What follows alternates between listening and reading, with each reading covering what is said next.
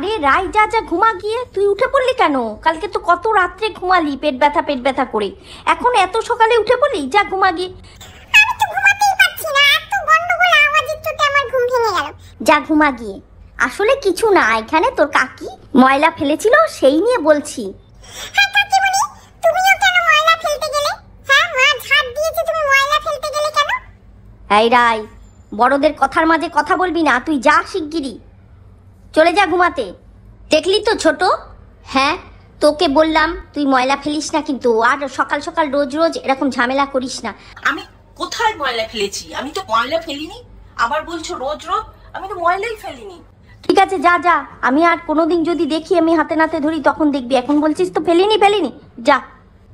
হ্যাঁ হ্যাঁ, যখন দেখবে তখন বলবে। তুমি তো আর দেখোনি, তুমি যে বলছো।